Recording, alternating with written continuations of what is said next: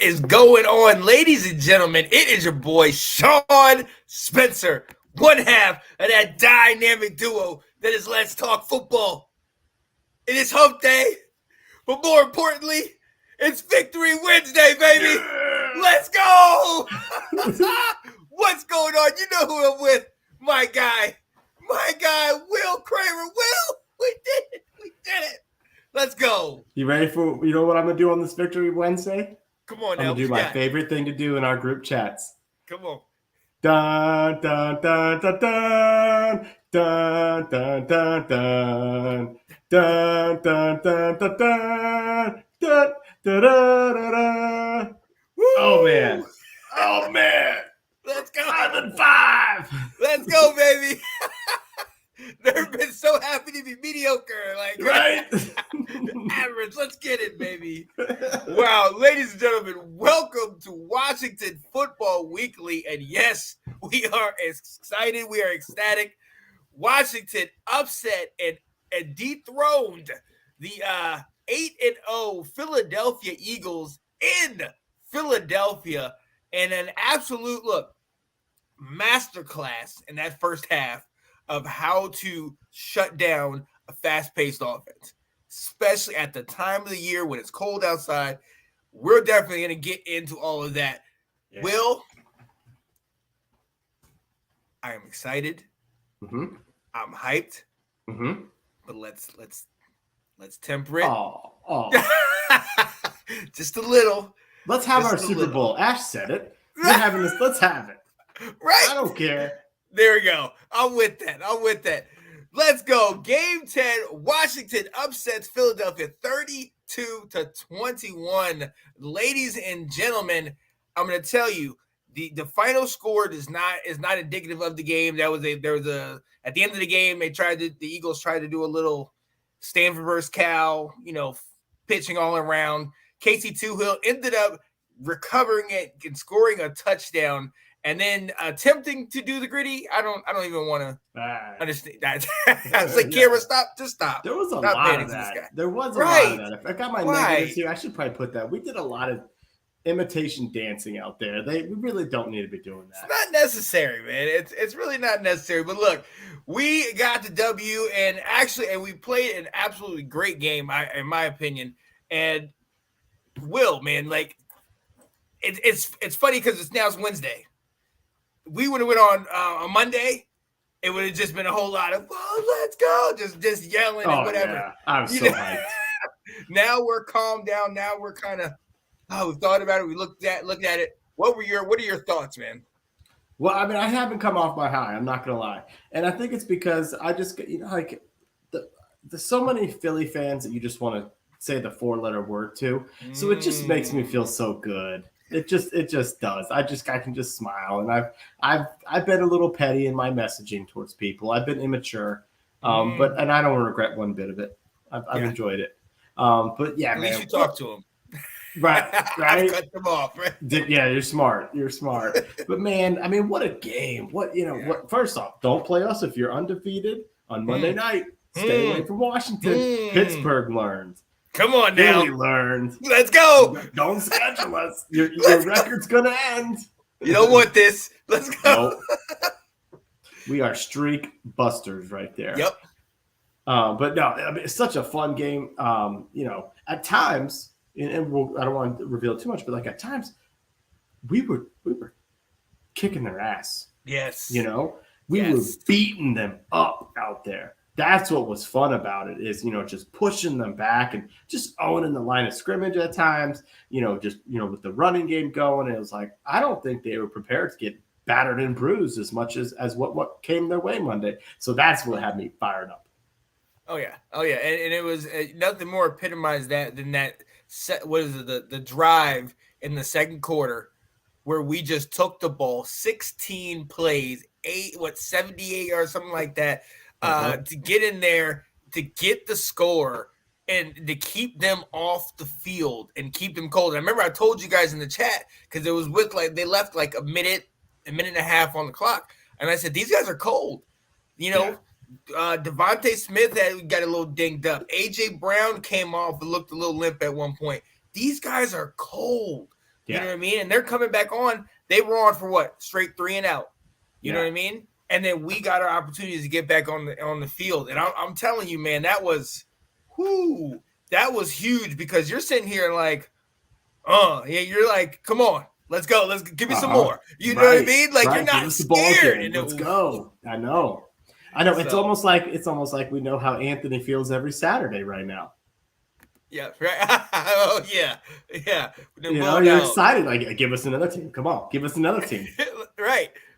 And, it was perfect. And look, and one of the things that I think was the best about it, let's get right into this.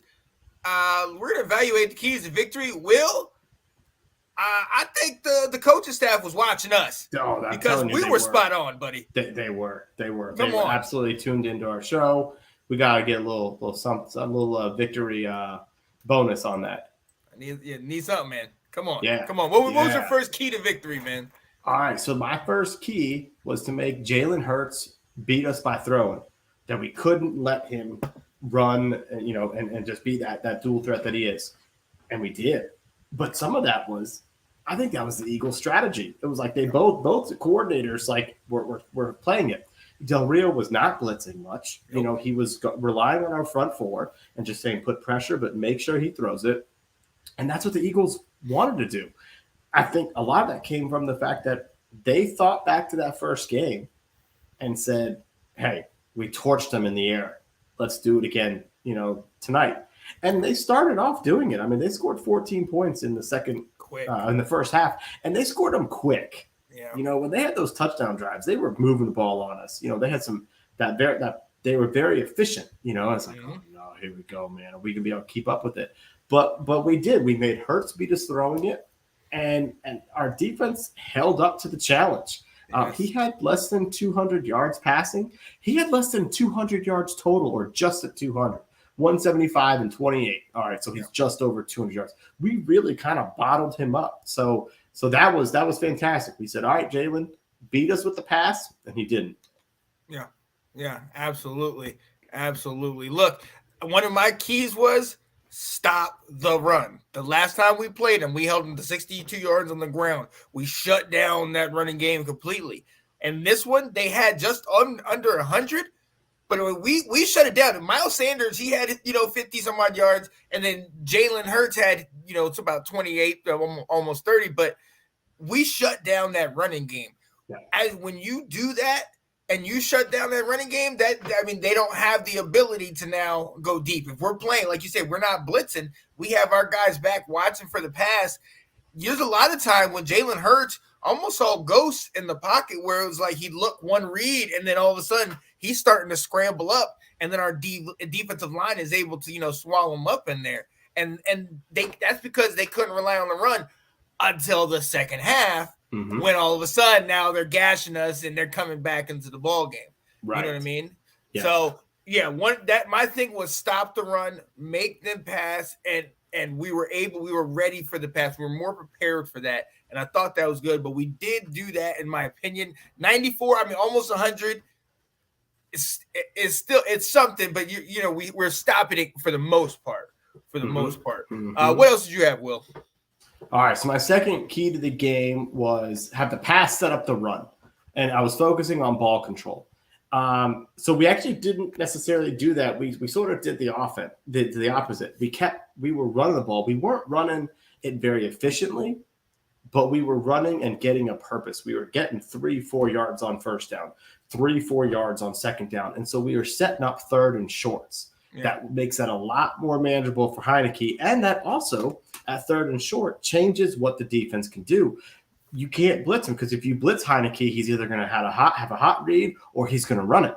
Right. And so it really put the defense on their heels when we were doing that. And we had our methodical drives by doing that. We doubled them up in possession, 40 minutes to 19. Yeah. And it's because we had 4 long drives. In the first quarter, we had a drive of 7 minutes and 21 seconds.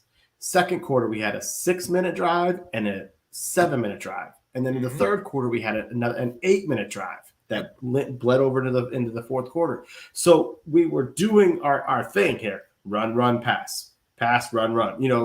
Just, it takes us all 3 downs to get a first down, that type of stuff. But we were just eating up clock. And what happened then, just like you just said, they were cold. We kept their offense off the field. We kept the biggest weapons on the sidelines, and we were controlling the game. Yeah, absolutely. One of the other ones that I said, Jamin Davis had to have a big game, and I believe he did. 9 total tackles, 5 of them solo, and then definitely had that fumble recovery. Also had a questionable face mask where he jerked Goddard's head down. But look, he was all over the place. One of the things that Ron Rivera was talking about when he was on iHeartRadio, he was just in wrestling, like I was talking about before, is he was saying there's a certain trust and a confidence in Jamin Davis that, as now, fostered into this year, because he's starting to learn the system, because he's being more reactive. There are certain plays where they called it out. They were talking about the one against Indianapolis where Jamin shot through. That was personally, he said, I'm picking you out, you go. And he went through, he made the play, and boom, there it is. And that, that changes, certain parts of the game. So there's a confidence in him, and especially with Holcomb being out, and Holcomb, they still don't know if Holcomb's will be back this week. It's just Jamin Davis took it upon himself. He stepped up. He did what we needed him to do. And slowly but steadily, he's getting to the type of linebacker that we need. And in this game, he had a good game in the first time they played. And, I mean, he just equaled it in this one, man. So, I think that the thing you said there, did it with Cole Holcomb out, is the biggest jump from first year to second year. Because remember what happened when we got injuries on our linebacking core and we were starting Milo Eifler and David Mayo out there. And in our COVID games at the end of the season, Dallas and Philly just crushed us over with our linebackers. They crushed us with their tight ends and just running passing routes that the linebackers had to cover that we couldn't do it. All right. And that's so the difference with Holcomb out this year, how Jamin Davis, he's flashing a little bit on defense. He's playing steady, but most importantly, he's not flashing for the wrong reasons like he was doing last year. Right. That's what's key. He's not getting caught in coverage nearly as much. And you're right, he's playing real good. So the other guy that I highlighted was Kendall Fuller needed to have a bounce back game. I'm saying that. And boy, did he, because again, the same thing from the first game, they were going to target him. They targeted him in the first game and they torched him. Yeah. So they went after him in this game too. And he played very well. There were moments when he played well in man coverage with pass breakups. There were moments where he played very well in zone and he saw what was happening and jumped the routes. He played exceptional, as did, our overall corners in general. Yeah. But Fuller had that bounce back game that we needed, and he's starting to play a little bit better here too. There was a lot of criticism and beginning of the season, mid-season, that we're paying him all this money and he's not performing, and he's gotten to become that steady player. I don't think he's ever going to be that dominant corner that you want if you pay a QB or cornerback one money, but he's playing solid. Okay. Oh, absolutely. And going along with that, one of the things I said was we need to steal possessions. We need to win the turnover battle. We definitely did. 4 turnovers, 2-2. And, look, we saw the Jamin Davis fumble recovery. And obviously the Casey Hill one was just kind of, that was access. That was at the end of the game. So that, really doesn't count. It's more for padding the stats. But, Forrest, who got interviewed late in the game, had the game of his life, having the interception, having, the fumble recovery on a great recovery play, on a play that was, Watkins had us beat. And honestly, that's more, in my opinion, on Jalen Hurts, because if he throws that straight up the field and leads them, we weren't catching him. We were so beat on that play, but the fact that he kind of brought him more into the middle of the field made Watkins fall over, and then all of a sudden, Benjamin St. Juice gets the opportunity to come in and hit him. And just a fortunate, amazing just like a whole ray of emotions where you're sitting here like, oh, what? Come on, come. Oh, let's go. It's a fumble. Let's go. It just changes up. So, but it was something that we needed to do. We needed to steal some possessions. You think about, we got these turnovers, we got the long field goals off of it, or it even I think we got the field goal later in the game when we got the fumble. And in the first half, did we get a field goal off that, or I can't remember right now. I'm sorry. Yeah. But we did get points, and even if we did not, we took time off the clock, which definitely helped and kept their offense cold. But we had to steal possessions in that ball game, and that's that's exactly what we did. Exactly what we did. Yeah. So, yeah, buddy. So yeah, those were our keys a week ago, and Johnny, you're exactly right. St. Juice, that play was awesome, and he played awesome in this game. We're gonna go ahead and move into the positives, and there are so many positives, but we're gonna try to nail it down and not talk too much about our guys. I'm gonna start off, and I'm gonna start off with third down. We have been talking about that all year long. You love this stat. Yeah. We've been talking about it all year long, about how we cannot stay on daggone field, and our defense continually is having to come in there and save us. That first half, oh my goodness, we were 10 of our first 13 third downs, and we continually kept drives going. But the other part about that, 13 first downs. That means, we're having 13 opportunities to continue these, continue the drives, and we're being efficient. We're being successful. Now, at the end of the day, we were 12 of 21 overall, and that second half, we weren't so lucky. You run two daggone screens, in a row. It's like, what are you doing? So just when I'm ready to shout out the play call, and then I'm back on there like, come on now. So, but us being efficient in that offense, kept our offense on the field, kept them off the field. And, look, it's what we needed. And when we did not get it, one of those times we went for it on fourth, and we're able to convert that. Those 1 and 2 and 3, those short yardage plays have been a problem for us for a while. Yes. Having Robinson back, and even Gibson, and Curtis Samuel, that jet sweep where Curtis Samuel got it and ran right up the gut.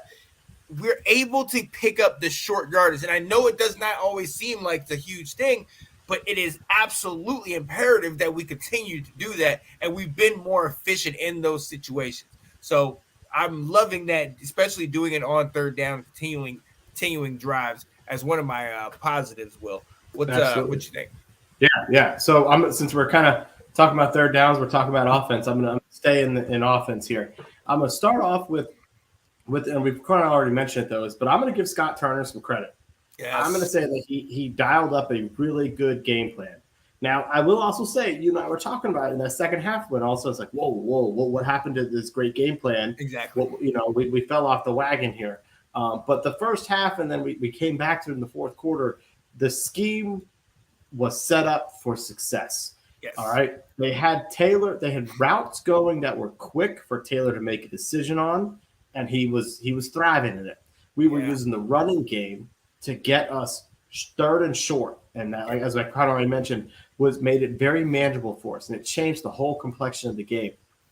The other thing they were doing, and I heard this afterwards, is we were running a lot of empty sets, and what they were saying is that forces Taylor to make a decision and go with it. Yeah. As opposed to when he's got a running back back there to block him, he can hold on to it or just kind of look around or throw it where he really can't. Right.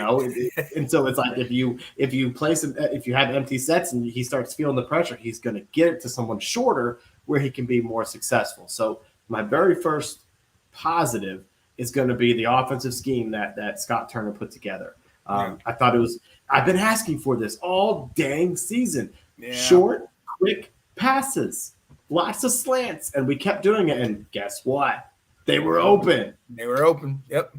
Yeah. So that's my first good positive. I got a lot, so I want to go back and forth. Oh, yeah. No doubt. and like you said, for those passes to be open, we had to do the running game. What have I been nailing? I looked at my car for my high school jersey. I was gonna throw my high school jersey on because I want to run in this offense. Like you mentioned, Scott Turner, he was dedicated to running the ball. We had 49 total carries. Will, come on, man, 49 total carries. 26-14. Yeah. Oh my gosh. Yeah, we decided we are going to run the damn ball right down their throats, and we continued to do it over and over. Well, I sent y'all that message in the group chat when Brian Robinson sticks his arm out into that end zone. I mean, I was losing it. I was sitting there. Are you serious? He is a grown damn man. He was playing out of his mind in that game. He having those 26 carries, 86 yards on the ground, but they were tough yards.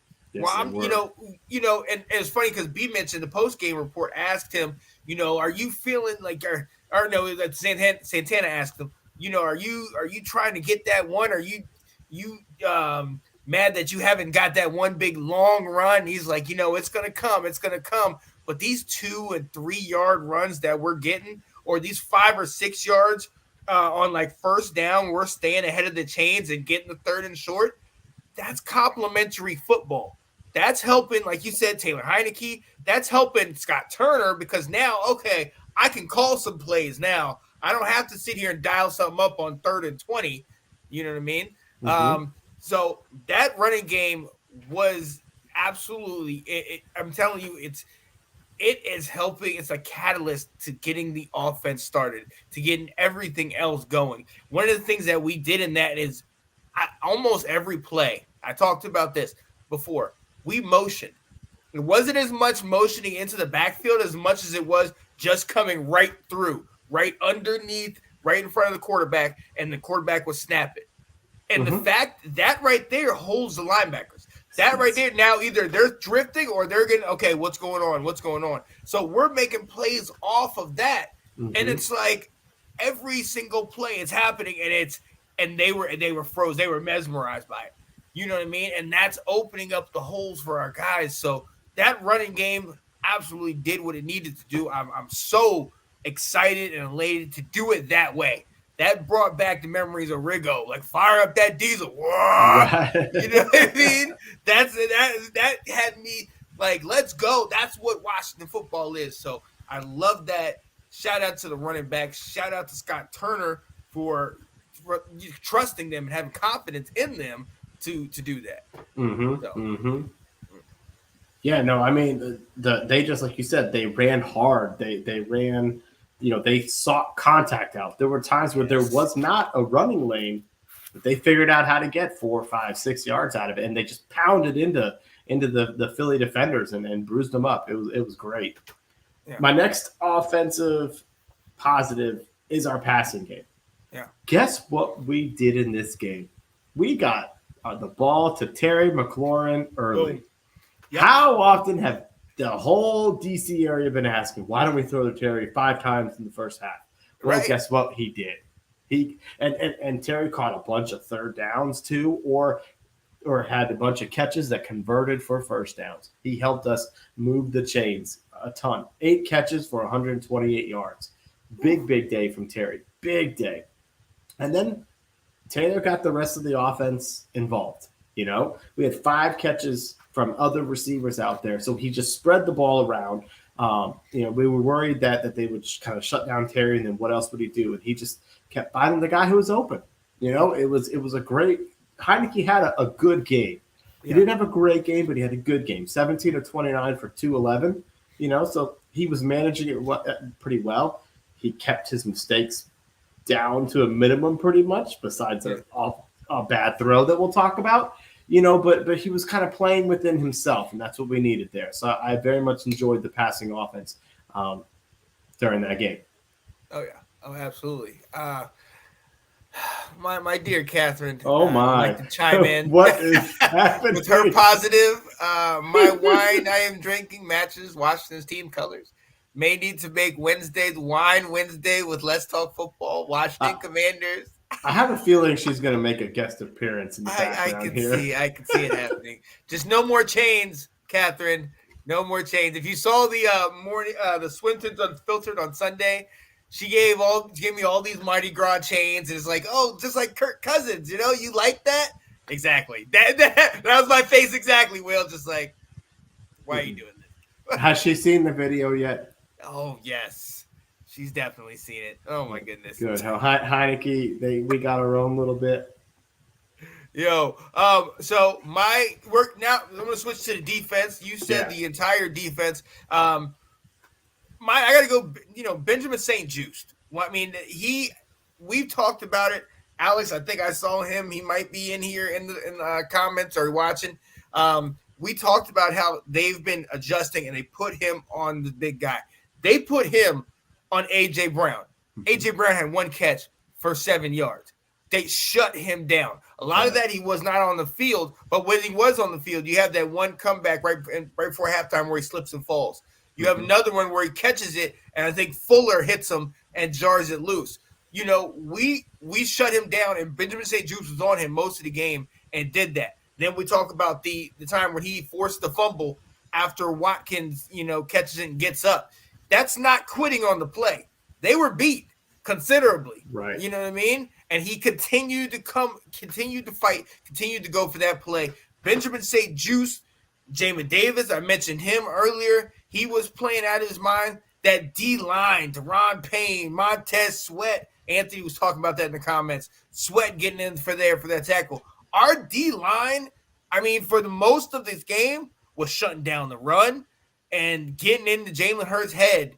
I mean, after the first 2 drives where they drove down considerably easy on it. So, after that, and once they started getting cold, I mean, that entire defense, defense took a step up, and that offense they weren't ready. They didn't stand up to the challenge. Like, we really took it to them, and I love that. But Benjamin St. Just, Jamin Davis, those guys were 2 guys that kind of stepped out where it was kind of like 2 of the things that we've been most concerned with was our linebackers and our secondary.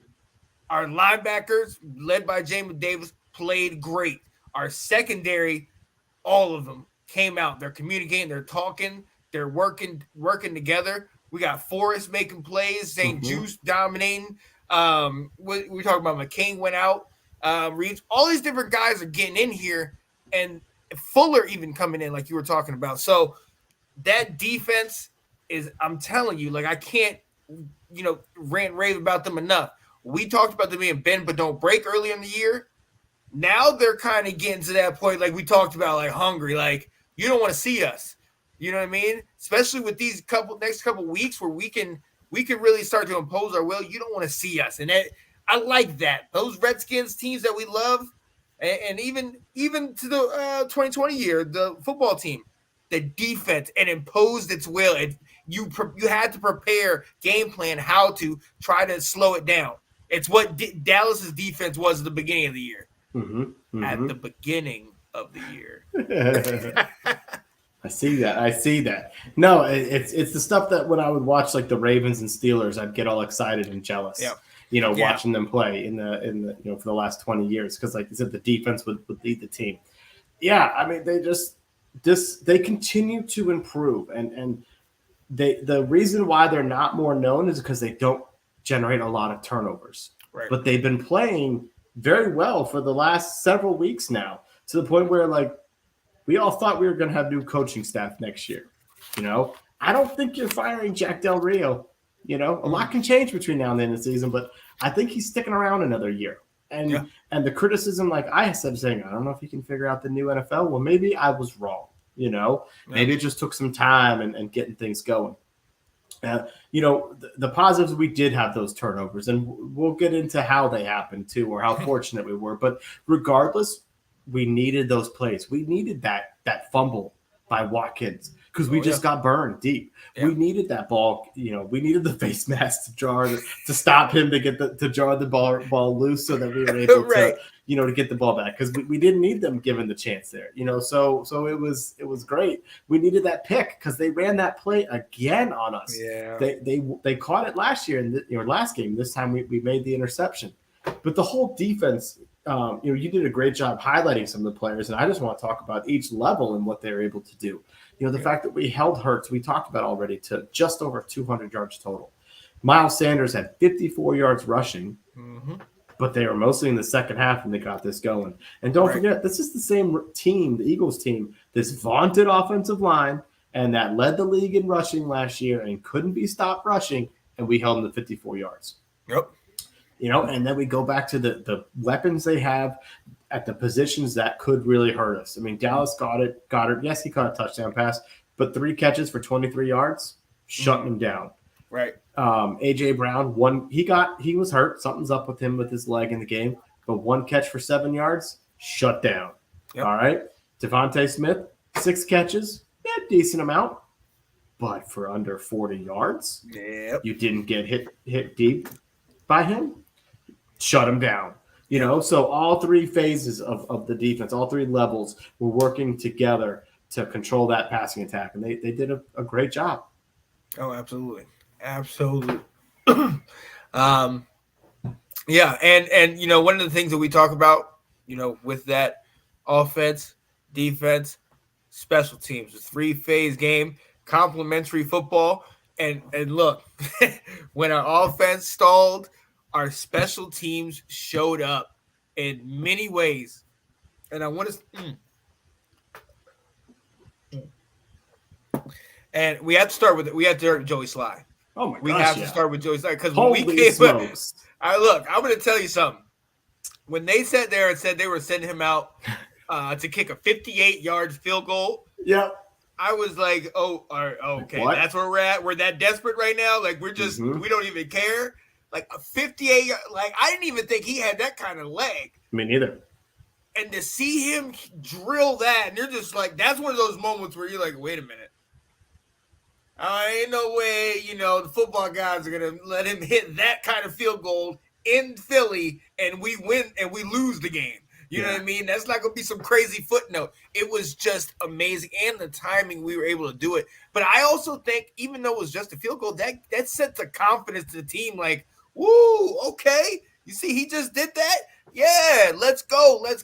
That charged us up. And more importantly, it was points. It wasn't a drive that we had to punt to them. It wasn't a drive that we had to give to them. And that was great. And he did it twice. 2 field goals of over 50 yards and getting 4 altogether. He was 4 for 4 and then also 2 for 2 on extra points. Let's go. We absolutely needed that. And then along with that, you have the rest of the special teams. And here's the best part of this. I've talked about all year how Tressway has more punt yards than our quarterbacks have throw yards. Sometimes more punt yards than our whole team has total yards. You know what I mean? And it's embarrassing, but he is that great. So, I'll give him the benefit of the doubt. But I'm going to say something. This was my favorite game of his punting. You know why? He had 2 punts for under 100 yards. Come on now. And to show how great he still is, that punt still was inside the 20. Or one of it was inside the 20. It was a 50-yarder. One of those was inside 20 for 50. So I'm telling you, man, like our special teams showed up, man. And going along with Tressway is our holder. He's our holder for our field goals.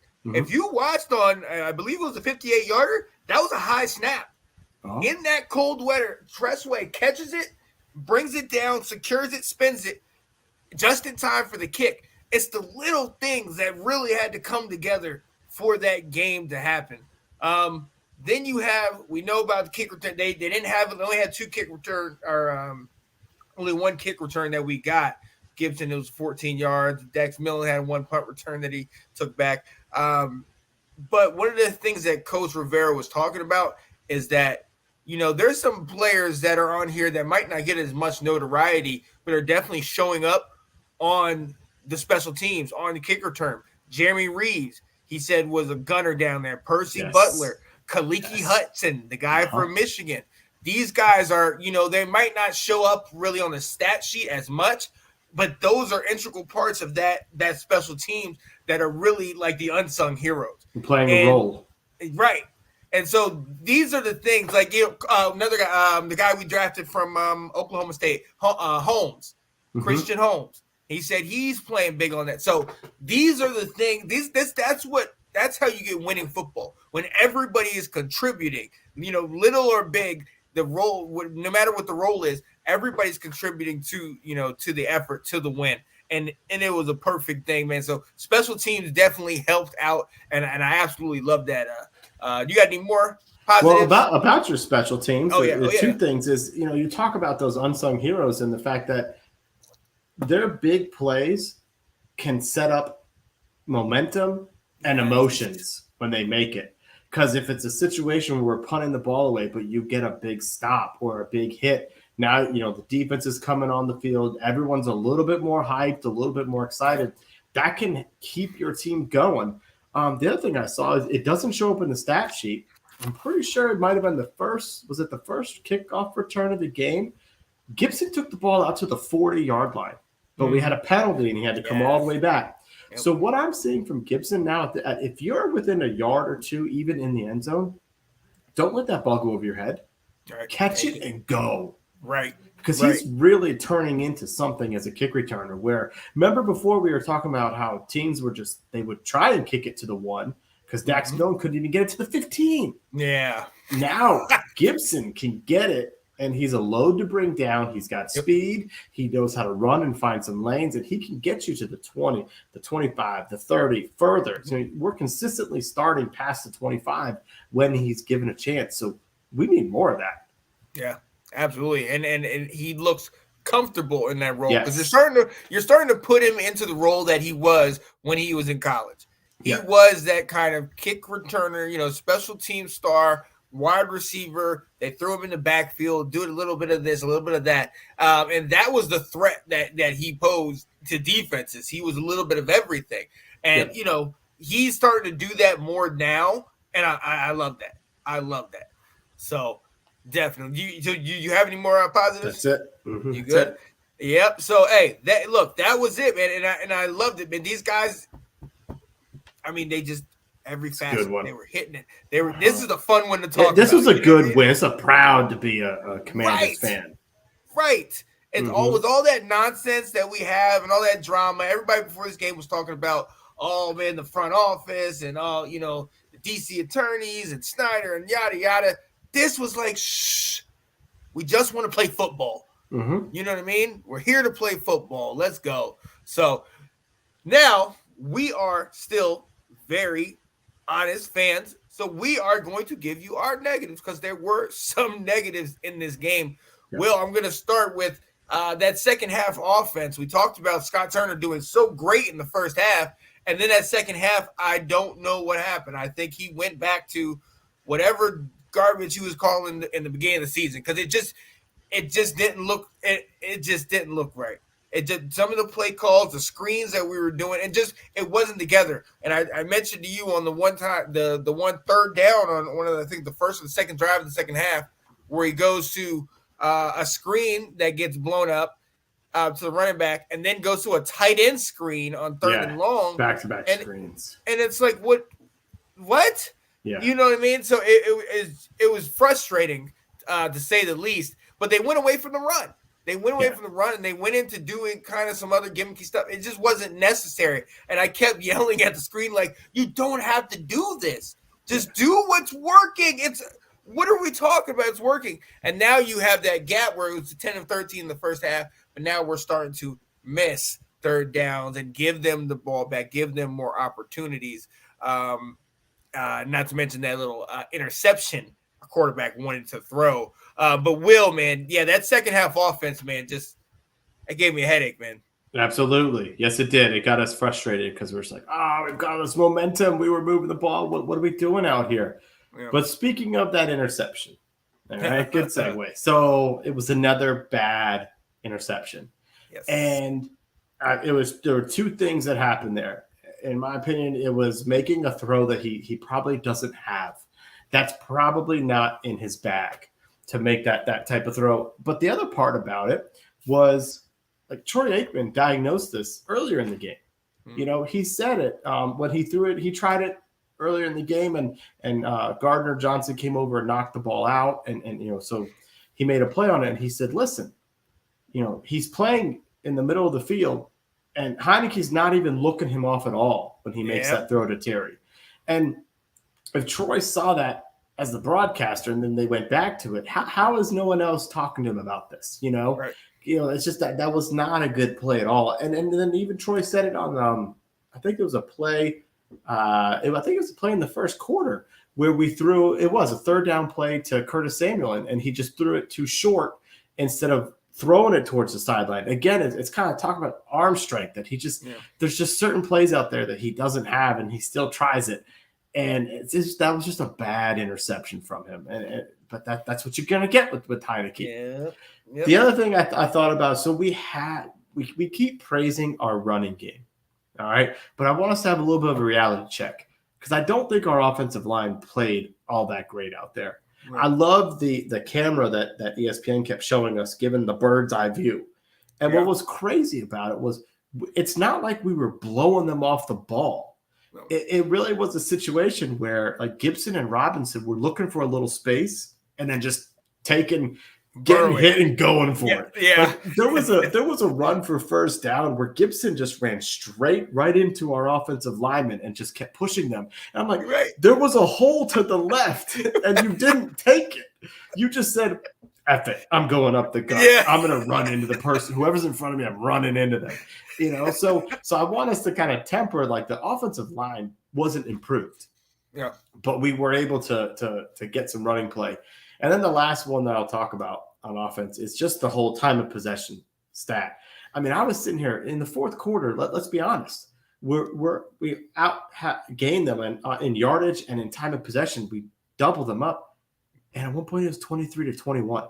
Yeah, and they had the ball, and then it became 26-21, and they've got the ball again with a chance to take the lead and potentially win the game. So it's like I was sitting there going, the most Washington thing to happen, Redskins football team Commanders, it just sticks with our team, is to have some type of BS loss like that, where we outgain the opponent by double, but lose at the end. And so I was sitting there going, this can't happen. This just can't happen. I can't take it.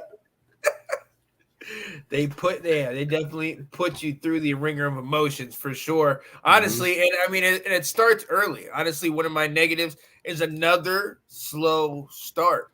Like early in that game, we struggle. We have with the first 3 and out, and then we, the early penalties, and then you have the fumble, where we lose it and give them the short field, and then you're already down 7. That's one of the things we talked about. What we could not do.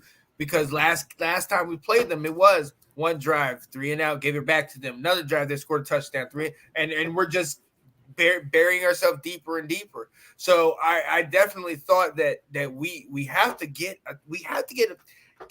can we get a first drive, opening drive touchdown?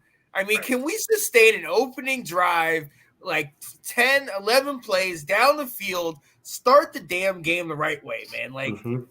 But we did finally get a first quarter touchdown. We had a long drought, so maybe we're making small. We're getting closer, right? But I got to find a negative here, man. You're right. I'm reaching on this one. Right? But yeah, no, I mean it is one of those things that I'm glad we were able to come back like that, and because I didn't have much faith after seeing those first couple drives, but it was that dedication to run. It was getting ahead of the chains. Getting those 8-yard runs, 6-yard runs on first down. And a lot of it was, F it, I'm just going to run up in here. I'm just going to burrow my way in here and run through. And there was a couple times where it was kind of like even the defenders didn't realize he gets through and they still have their arms around him. And he's just kind of dragging them with them, man. So, I mean, hey, Robinson, it did great. And then we eventually kind of got it going. But it was kind of like our season. It just have hiccups early and get behind early, but eventually the cars get going. You got to warm it up a little bit. It ain't pretty, but it gets the job done. Exactly. Yeah. Oh, man. So one of my negatives is on the defense, and I want to talk about these turnovers because not all 3 of those turnovers were not like there were some very good hustle plays, but they weren't like we confused the heck out of them and we got these plays. So I want to first talk about the interception by Forrest. Do you know that the ball went through his hands first? Yeah. Like, Brown had it, actually. Right. And then it popped up or somebody caught it and he snatched it from him. I'm like, that went through your hands. So it wasn't like a clean play. It wasn't he came over the top, out jump the wide receiver to grab it or step in front of him. So that wasn't the greatest. The St. Juice fumble, a tremendous hustle play. Yeah. But he got torched. Yeah. He got burned. Like you said, had the ball been a little bit further out in front of him, he could have been a touchdown. So, like I said, I'm so glad that he didn't give up on the play, but let's also not forget the fact that he was burned on that play. Yep. And then the huge missed face mask, then punched the ball out by John Ridgway coming in. So that was a huge game changer for them, which is blessing from the officials. So while we had three turnovers and 4 overall at the last play, they weren't the best. This is all I'm trying to say. So it's like it's not something I'm going to be 3 turnovers. Right. It's like, well, we did. Yeah. But it wasn't we were taking the ball. It was more like, well, okay, well, if you're gonna give it to us, that's exactly. Fine. Exactly. You know what I mean? So yeah, that basically is it. I mean, honestly, to your point, the secondary was another negative of mine. Just we've seen it before. We've gotten torched before, and it happened again in this game. We got lucky a couple times, even like to exactly what you were saying with him catching it right between his hands, and it's. That's something that's not seeming to get fixed. I loved how on that play, Forrest made the decision, turned, and just took off and said, "All right, this is the decision." He was definitive. He did it. He made the got lucky with the ball bouncing back up, but he did what he needed to do, and I love that. But still, it's happening more and more and more. An efficient team. Not saying the Eagles aren't necessarily efficient, but a team that is more of a threat in the passing game, more legitimate. Not legitimate. That's not what I'm trying to say. But you know what I'm saying. They're gonna get those. They're gonna torch us deep, and it's gonna become a problem. So definitely something that we need to look at and get going. But if your D-line is getting in there, if your linebackers are making plays underneath, if you're getting in the quarterback's hand and making him scramble, then most likely those things won't happen. Hopefully they won't. And in this game, they did not. So, yeah. So we're going to move on because we got some game balls here, ladies and gentlemen. And we have to give out some game balls to these guys because we want to give it out to the whole team. Who do you have first, Will? On offense, I'm going with our running backs, Gibson and Robinson. They were so key in setting the tone, keeping the tone going, keeping momentum, and just making some highlight reel plays and just keep churning for extra yards and get first downs. Yeah. Oh yeah. Me, I told you this before. I've been this guy's biggest critic. Got to give it to our quarterback. Got to give it to Taylor Heinicke. Honestly, number one, he's a leader. I mean, he one of the things that Ron Rivera said is he really kind of encapsulates that underdog mentality, and the guys are following him. The guys are, following his lead. You saw him on the plane with the chains and the bush spear. Oh, man, I like it. But still had his shirt on. Beer. Yeah. He does. He's a drinker. All right. A trash can of beer. Good. Right, exactly. And he drinks shitty beer. Right. Come on, man. You can do better. Look, but I got to say, one of the things that I loved about him, his escapability, okay? He finds a way to get out of these little holes and give us just that little bit more time. I think he does get a little more comfortable, if you will, when he has that running back there. Because like you said, he likes to take his time a little bit more. But he's proven that he can extend the play and keep giving at least the receivers an opportunity to get open and get it downfield. But I think the biggest part that really is showing, especially recently, is that he's smart. He knows the game. He has that football IQ. Mm-hmm. There was a play, middle of the game. Larson snaps it. The ball goes over Heinicke's head about 15 yards. Heinicke runs back there, picks it up, and then turns around, runs outside of the tackle box, and then chucks it back to the line of scrimmage. All the Eagles fans and the players are like, where's the penalty? Intentional grounding. If you run outside the tackle box and get it back to the line of scrimmage, you don't have to have a player there. That's all you have to do, and it's not intentional grounding. He did exactly that. That's an intelligent play. Yeah. Later on down in that, I believe in that drive, we have a 3rd and goal. We call a play, we get a little pressure up the middle. We didn't see there's Gibson actually ran to the corner and was kind of wide open, but he didn't see it, kind of rolled to the left. He had an opportunity to try to make a play and throw it, but he did the smart thing and just kind of went down, took the sack, lived for another day, and we ended up getting the field goal there. So he's playing more intelligent. And that's something that I thought was huge. I have to give him the game ball in this one because, look, they follow him. He charges them up. He does. Brian Robinson, Antonio Gibson, Terry McLaurin. I mean, come on now. I mean, Will, am I wrong? Last year, Terry would catch the ball and kind of flip it to the ref and walk back to the huddle. This year, he's like, let's go. I mean, he's in everybody's face. He's jacked up. He's so emotional this year. Right. I'm just like, oh, my God. Oh, my goodness, Cat. Hey, that's Eric watching us. E-Rock's watching us right now. What up, E-Rock? So honestly, I'm absolutely so just enamored by the energy that he brings to the table, that he brings to the team. Oh, good. Here we go. Wine Wednesday's happening. Oh, no. Yeah. I thought it was coming. Wine Wednesdays. Yeah. But yeah, no, the energy brings to the team. He brings us together. I'm sorry, Nate. I'm going to say it. He definitely is that shot in the arm for us because he brings something to the team that it's unmeasured.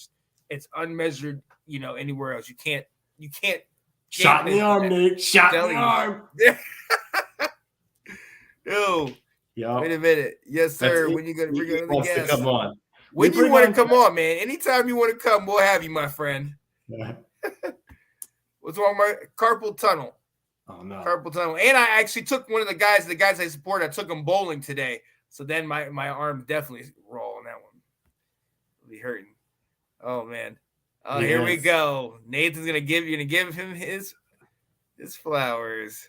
Shot in the dark. This guy. Hey, as long as it's not a Monday Night Massacre, Nathan. Yeah. Come on, fella.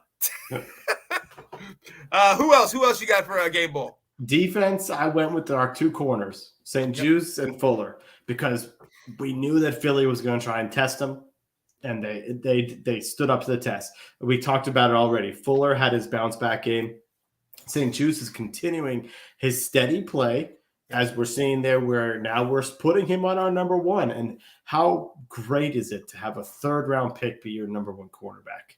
Oh, yeah. Like when we're talking about roster construction, that's what you need. I give it to St. Juice and Fuller, our corners. Oh yeah. Jamin Davis, he said, yeah, no, I understand that. One person I'm not going to give it to. I'm going to give him an honorary mention. Ridgeway.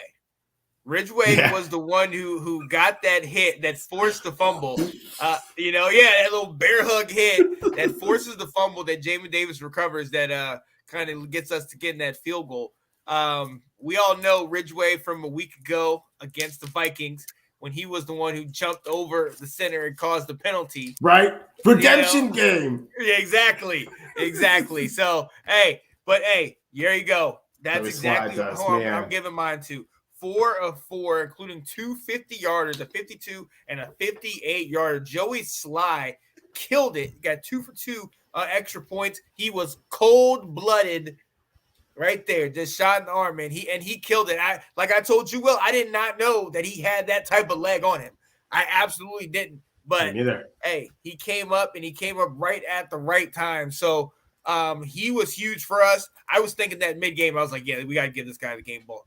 Absolutely. Because I went from not knowing if we had a kicker to being like, and even especially that second one, the 55-yarder, as soon as he kicked it, I was like, it's good.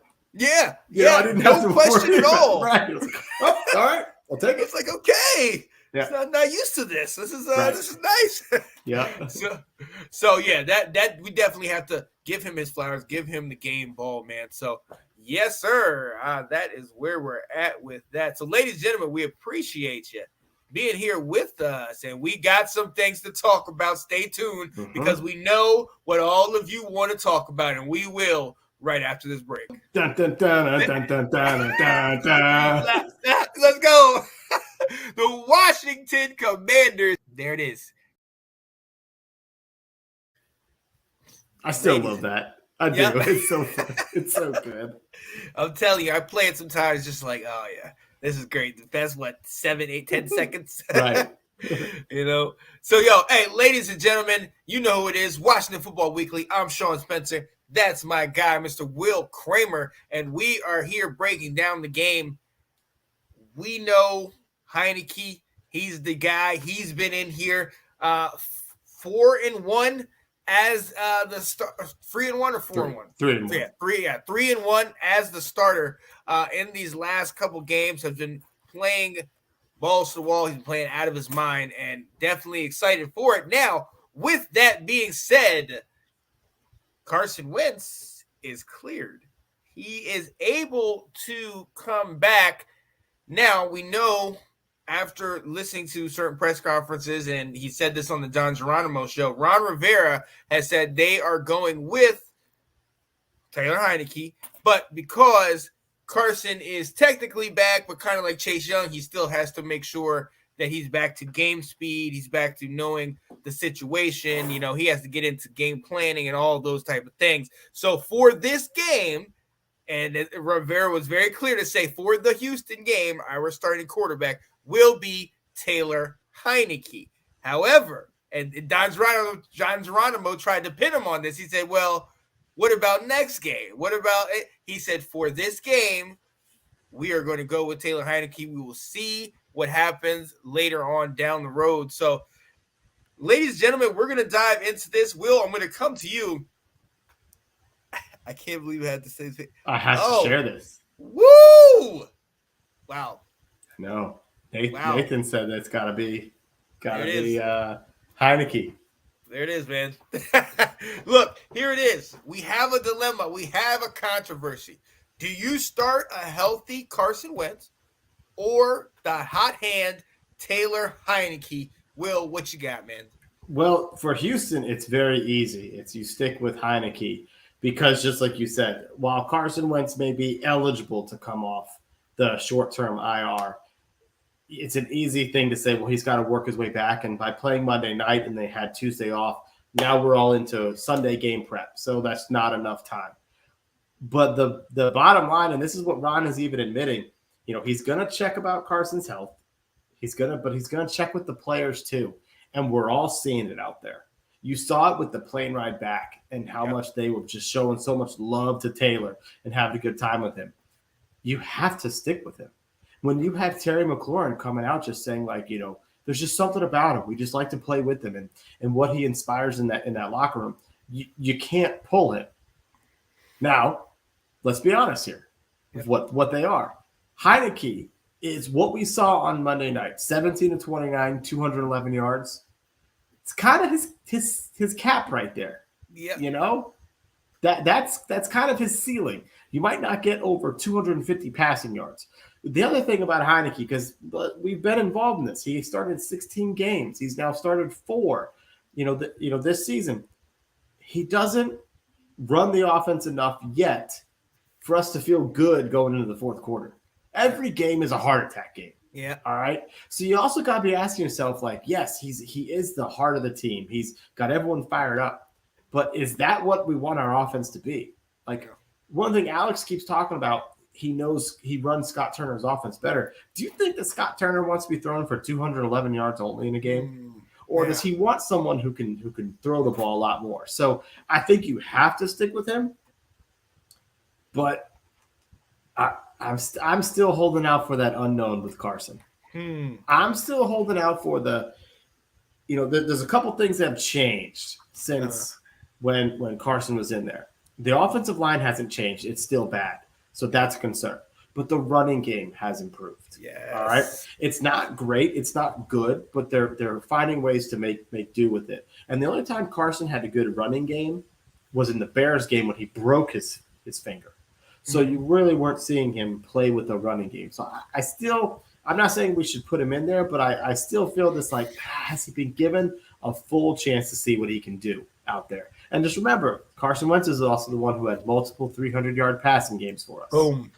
Very true. With hardly any running game. Look, right. At the end of the day, yes, you ride with the hot hand. I am 100% on board with that. You have to. I mean, there's no mistaking the energy, the chemistry, the connection that Carson has with the receivers, with the offense, the way that people talk about him. You know what I mean? Talking about, we just want to play with him. We want to play with him. What's her name? Ash Swinton made a comment, and I thought it was so funny and so odd when I first heard it. But she said they were on the fantasy show and they were talking about Taylor Heinicke, or talking about Terry McLaurin, and she said, "Oh, he's going to be great now. He's got his quarterback back." And I just thought, "Oh, that's Taylor. What are you talking about?" But it's the truth. He has the quarterback that's going to throw it to him no matter what. He's been getting it. So, like you talked about, 5 catches in the first, like getting hit early and often. That's what Taylor wants all along, and that's what Heinicke is providing. So he's giving him that opportunity. He's giving him that chance, and that's what we need. Now, let's be very honest. Let's be very, very honest right now. One of the other reasons that we're going to keep Taylor in here is you got the win against Philly, which was huge divisional win, big time game, upset. We needed it, but going forward, we are playing Houston and Atlanta, two teams that have been struggling and definitely struggling at times on defense.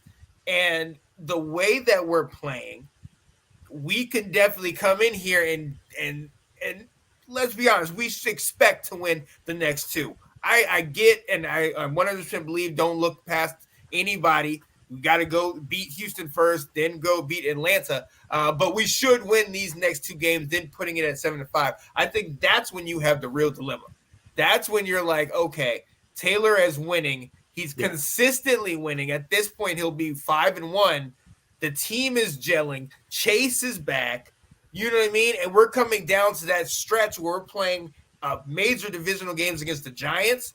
And then you're going to have a Cleveland team that's got Deshaun Watson back. You're going to play Dallas. You know what I mean?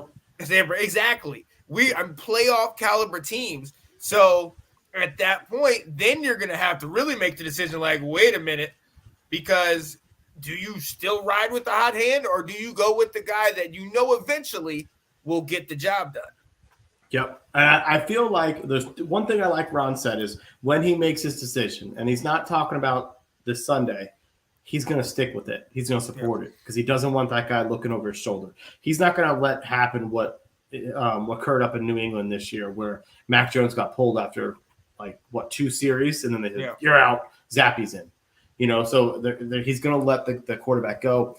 I think he knows right now that he doesn't have to make a decision because I don't think Carson Wentz is ready to play on Sunday anyway, so it's easy for him. But I also think Ron knows he doesn't have a choice right now. With that locker room, if he were to insert Carson Wentz, they might revolt. Right. And so, he has to go with Heinicke. But I'm kind of thinking a little bit more long-term here. And this is where part of me is still like, I just want to see Carson one more time. As fun as Heinicke has been, Sean, are you seeing anything out there that says he should be QB1 next year? Right. Not really. This offense is not cutting it. Whereas, and I'm not saying that Carson was either, but we have an option to determine on him. Right. We have to decide something at the end of the season. And with only the reason why I keep bringing back, wanting to see a little more is we've only had a small sample size of him to determine what are we going to do, or are we in quarterback we're looking for the quarterback carousel is going to continue in DC. And so that's why I'm kind of like you said, if we're at 7-5 and Carson comes back healthy, I kind of want to see, because we know we're not going to win the Super Bowl. So let's kind of see, okay, what's he got? Is he worth building off of next year? Is he worth trying to do a smaller extension for less money, that type of stuff? Right. Or are we in the situation where we're going to have to draft a quarterback? Because if we keep winning these games, we're taking ourselves out of that opportunity. That's the other thing. That's where it's like, this is a hard decision. Yeah. Johnny says Carson is gone. He's plenty of tape on him. No need to waste more time here. He's not wrong. Yeah, I mean, it is there. Mm-hmm. Okay, if Scott Turner is coordinator, why hasn't it been consistent? Well, you have to. A lot of it is predicated on the run game, and the run game we've had issues up to this point. But now getting back Brian Robinson and Antonio Gibson, that two-headed monster, Coach Ron Rivera talked about in the interview today, saying he's finally got the tandem similar to what he had in Carolina with Jonathan Stewart and D'Angelo Williams, where that 1-2 punch allowed, Cam and the quarterbacks and all those guys to get moving because you had two quality backs. And us having Antonio Gibson and having Robinson now, he was talking about, that's definitely something that is beneficial. Said pay a free agent quarterback, big bucks, and new ownership coming in. Hey, okay. He keeps talking about new ownership here, buddy. It needs to happen first. Don't jinx it. Yeah, it's very true. It's not a done deal here. We're not out yet. Not until I see the ink dry on the new ownership contract am I celebrating. Yeah. So, hey, look, only time will tell. Because, look, I'll tell you one thing. If Heinicke comes in this week against Houston and loses, all these people that are saying Yang and Heinicke will be right there asking for his head. Right. You know what I mean? And that's one of the things that I thought was so great of what Coach said and so important is that this game is great. This is amazing. And he even checked everybody. He said, they were hooting and hollering. Everybody was excited on the plane and everything. And he even checked them. He said, don't get it twisted. You ain't done nothing yet. Uh-huh. You just got back up to 500. But if you lose next week, if you lose, these next couple games, it's all for naught. What is that for? You just beat somebody that's undefeated. What did you do? You were just a bump in their road. Right. You know what I mean? Make it mean something. And let's not forget how we felt last week on this show, talking about the Heinicke interceptions. We had a chance to win the game, and he threw an awful interception. And I can't help but tell you, when he throws the ball over the middle, a knot turns into my stomach. I get nervous every time. Or when he throws the ball to the sidelines and that sucker just hangs forever. Yeah. I'm just like, oh my gosh, get the ball there. Right. So, I mean, one of the things I'm liking is that our receivers are coming back to the ball a lot. They have to. They're like, okay, we know it's going to die. Just come back and get him, help him out. And that was huge in this game. Yes. Oh, man. I agree. Oh, man, yes. So, hey. Look, talk to us, ladies and gentlemen. If you have something to say, let us know what you think, who you think should be the starter. Taylor Heinicke in the hot hand, Carson Wentz once he gets healthy. It's definitely a hot button issue in the Washington community, and I'm sure it continually will be. A lot of people are very interested in just keeping Heinicke, keeping it the way it is, because he has been playing great. But I wonder if it is that just all dependent on him playing well. Like, are they still going to have that same, fervor for him once he starts throwing multiple interceptions? Right. Which, he's almost done in some of these games. Yep. You know what I mean? So, yeah, let's get into that. Oh, real quick, speaking of Wentz being back, Chase also potentially will make his return. Coach Rivera was not definitive. He was saying tomorrow he has to see because he wanted to see about his leg. What is it like to see if he could still plant off it? Yeah, so they've said, he's making progress in his return. He hasn't been activated for the last 2 games because he's still showing some hesitancy out there. And they want to see how he does out there, and can he plant and trust his knee and cut hard on it. And right now he's still just a little bit hesitant out there. I'll tell you this, though. Here's my frustration with Ron about this. You and me saw this coming. Yep. We talked about this. We said no earlier than Halloween. And Ron wouldn't say that. But they knew it. The team knew it. It's like, so Trisha and I say this all the time about situations. In the absence of information, you let people speculate. Mm-hmm. And that is what has happened in this situation where you allowed Chase Young to do some interview where he said, yeah, I'm working towards week 1, and then we put him on the pup early and say, not happening. He's out for 4 weeks, and Ron would slightly say, well, he's got some ways to go. And only really once they activated him did Ron really start to speak a lot more truthfully and saying he's got to work on his confidence. He's got to work on his game shape. And we also have to recognize that this year's doesn't really matter that much. And we got to work him and ease him back. We're not going to rush him back and let him get hurt. That's the first time in the last 2 weeks he's been honest with everyone to say what they knew. You could have said this whole time, like, it's going to be a while. We're going to let him take his time. And then we're going to make sure he's back in game shape, because when he comes back, we want him to be impactful and not just back because he can run around again. Right. So I really feel like his unwillingness to speak to the media and everyone was to his detriment this time. Right. Yeah. So we're going to have to – it's going to be interesting, man, because – and again, like he was saying, he's going to be on a pitch count, so he's not going to be back full tilt. And we're just going to have to see.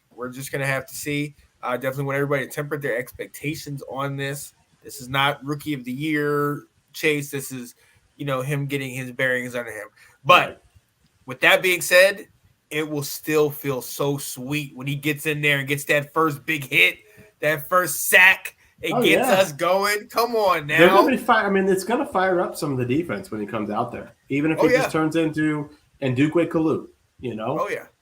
Absolutely. And I think one of the hidden things in this is the play of Casey Toohill, is the play of James Smith-Williams, some of those guys that have come in his absence and kind of played well.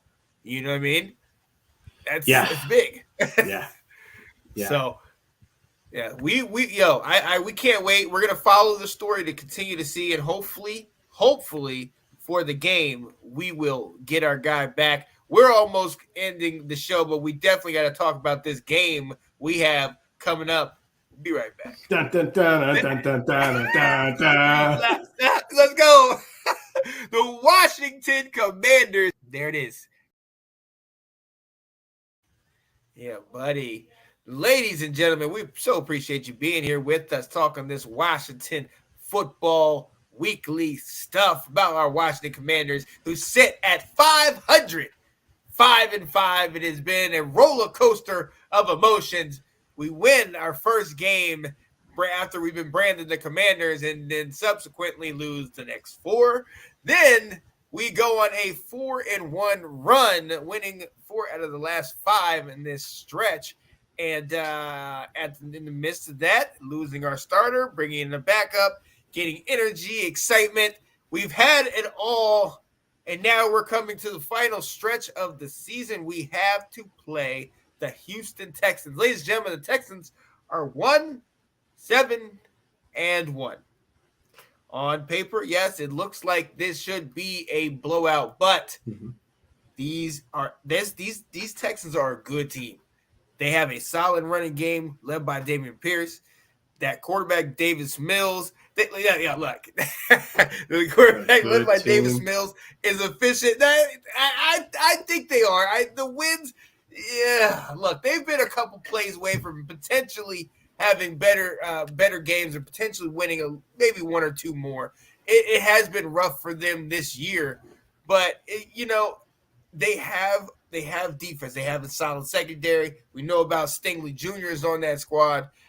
They can play, and they actually went somewhat toe-to-toe with Philly the week before, and almost provided somewhat of a blueprint on how to play, given that stingy defense. So what are your thoughts initially about this game, coming off the high of the Eagles game, now playing the Texans? What do you think, man? Yeah, you took all my notes, Sean, in the previous section. That was very well done. So I don't want to repeat most of what you said, but I mean, I would like to say I pointed out Damien Pierce in the draft. I said him very, very early. I said I really like this guy now, and he went earlier than I thought in the 4th round. But he's turned into a stud, and drafted on my fantasy team early in my keeper league. So I got him for years to come. So I was all knowing on this guy, but he really is certainly turning into someone good. And Davis Mills ain't good, but he doesn't suck. Yeah. And if you give him time, he can beat you.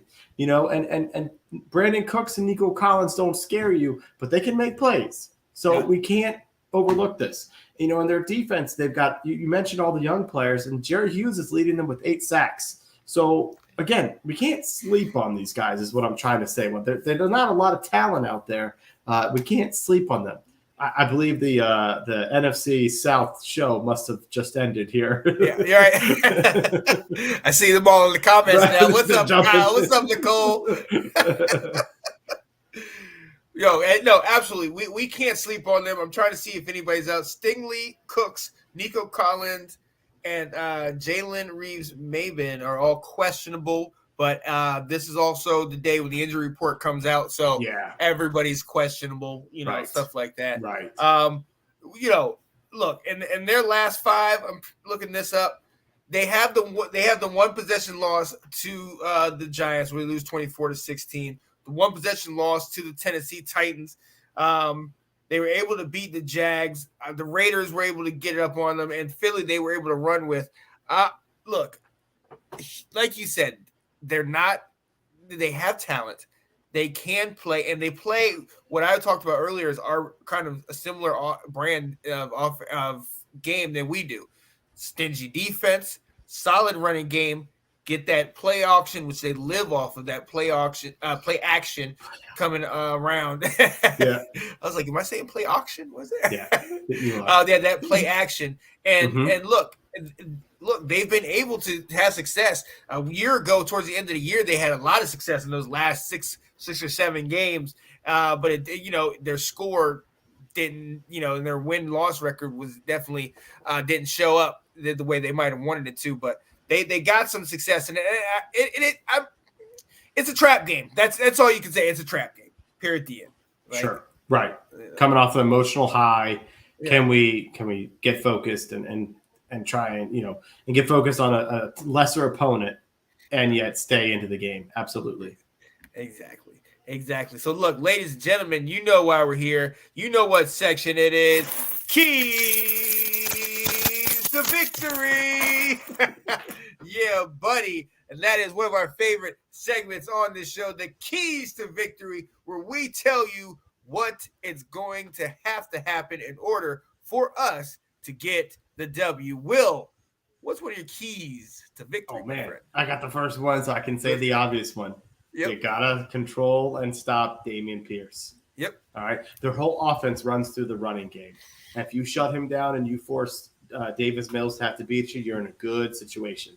So, and all the commenters are saying the same thing. Right. Stop Pierce. It's pretty easy. I love it. My first key to victory is, you said stop Damien Pierce. Mm-hmm. I said we need to run all over them. We need our running backs. This is the type of game I want my running backs to get 200 combined, 100 by Gibson, potentially 100 by Robinson.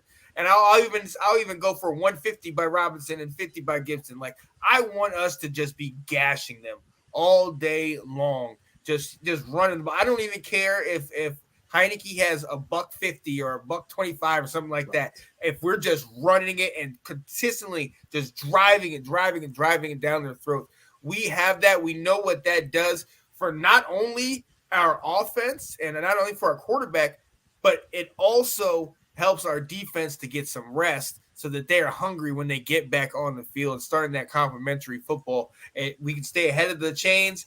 It helps us. It helped last game. It's been one of the actually surviving. Once we get that running game going, we've actually been fairly successful this season. So that's definitely something I got. What else you have, man?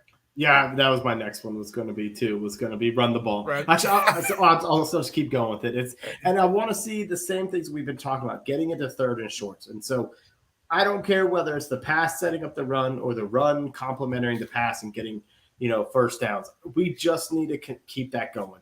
We need Taylor Heinicke to be a game manager. If he's getting under just at 200 yards a game, then he's doing very well. If he's even getting less than that means the running game's potentially doing it even better. And that's what we need for him, to eliminate his mistakes by running the ball, enforcing our will. They've got some players, but if we're running the ball, then Jerry Hughes isn't going to be a tee off on our quarterback. Yep. I'm going to switch up to defense now. One of my keys is we need to win first down. We need to shut them down on first down, potentially get tackles for losses so that they're behind the chains early. We need to get them having to look to go pass on, exactly what you're saying, stopping the run and making the Davis Mills have to beat us. We want them to start having to pass because, like Johnny said in the comments, they have one weapon. You know what I mean? Yeah, right there. Keep them under 100. But, definitely you jump up on first down, maybe blitz on first down, get Jamin Davis in there, get those defensive ends and linemen in there and create havoc early in the drive so that they are having second and third and longs down the stretch, which in turn will, shut them down on third, where we should be able to, so we can get off the field, make it easier for us to do that, man. So definitely win first down as far as our defense, and essentially win the trenches. Definitely we need to win that battle on the line, but definitely those first downs early, often we need to definitely get them behind the chains. Yep. Well, I'm gonna name a player for my final key to go with. Okay, so we need to stop Pierce. How are we gonna do it? The defensive line's gonna be key. Yep. But then the guy keeps having himself a sophomore comeback. Jamin Davis needs to fill those gaps, fill those holes, and he's the type of athletic player that can run sideline to sideline with to chase down Pierce whichever way he's going. And with the chance that we don't know what's going on with Cole Holcomb, he could be on his own again out there. We're gonna need to have him making plays, working with our defensive line to be able to control Damien Pierce. Yep, absolutely. One more I'm going to go with, and that's Antonio Gibson. He has been definitely hitting on three facets of the game: running, receiving, and then kick returning. Mm-hmm. You know what? I mean, I want a touchdown on like special teams for him. I want a touchdown on wide receiver for him. Honestly, and hopefully they're not scoring a lot. So where he's getting opportunities, or if they are, it's just field goals. But I want him to take 50 yards, if not take it back, man. And I want him to take a screen and just get in space and just tear it up and take it down the field. Yeah. I want him to have a big game. He was one of the ones I was talking about a week ago, is that he's doing so many different things.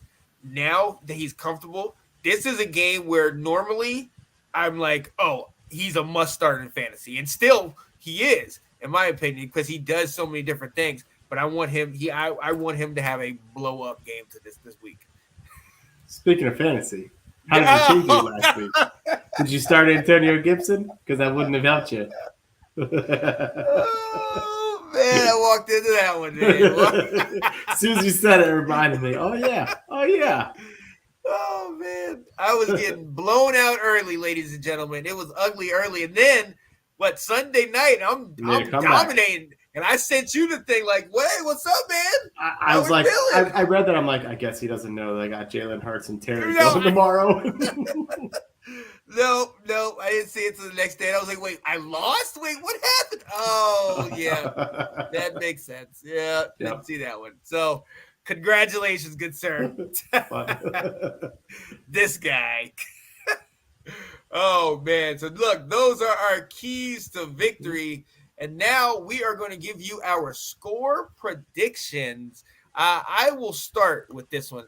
Honestly, I think this is one where our offense kind of gets started early and then maybe kind of stalls out. I think we have another good first half, and then maybe in the second half, get up like some 17-0 or 17-7 in the first half. And in the second half, we get one more late touchdown to seal it. I think we win it 24-17. Oh, okay. All right. So I think, as you mentioned, we got two teams with a similar game plan, which I think is going to lead to something a little bit closer to the Colts game, something that may not be all that fun to watch. And so I'm going to go 20-10. Yeah. Da, da, da, da, da, da, da, da, da, da, da, da, da, da. Let's go. Let's go 6-5 and say, hey, Dallas, what's up? What's up? And we slowly move up. Janae. Let's go. Yep. Yo, it's getting to Christmas time, Janae. We got some gifts for your daughter. We need to raise her up the right way. Commanders. Let's go. Let's go. Can we not go on eBay and get her some Redskins gear? Oh, what's going to happen? Okay. It's most certainly going to happen. Yeah. Let's get it. So, ladies and gentlemen, let us know what your score predictions are. Who do you think will take the loss? I know Johnny was saying that if Washington loses, they're going to do a show on NFC. Woo, okay, Johnny. 27-6. All right, I'll take it. Can we please get a game like that where we can relax in the fourth quarter? Right. You know what I mean? Like, I'm like, oh, I would love to have that happen. Yep. So, yeah, we will definitely see what happens. We are excited that we are 5-5. We're excited we make some headway in the NFC East. But like Ron Rivera said, if we go out here and lay an egg this week, if we go out here and don't do anything against the Falcons the week after, it's all for naught. Right. You know what I mean? And look, after going out there and doing it for not only for him, obviously, as we know, his mother just passed. Okay, I like that. I can see that. They're rolling in here. Look at that. Yeah. Alec. There we go, baby. There we go. Wait a minute. Everybody picked the Eagles last week. Oh, I know. We even talked about that. It gave us good juju when everyone picks the Eagles to win. Oh, kid. Oh, okay. It's the Texans. It's the Texans. We'll be all right. No trap game, please. Come on, man. Oh, so look. So, hey, this has been Washington Football Weekly, guys. We love coming here talking to you. We definitely love coming talking to you after a win. And, get out of here, Alec. Get out of here, man. We definitely love coming to you after a win. We appreciate you guys joining us, and we will definitely be back here next week. Same time, same place. Hopefully, we will be – look, yeah, Colin. Beat the Eagles only to lose it. Right. Can't have that. Can't do it. So we will be back here definitely, hopefully next week. Same time, same place. Excited, pumped, looking forward to going on to 7-5 when the Dirty Birds coming. Kyle Anthony. That's going to be fun. The invite is on the table. Yep. Come on. Let's get it. All right, guys. Hey, I'm Sean Spencer. That's my guy, Will Kramer. We will see you next time. Peace.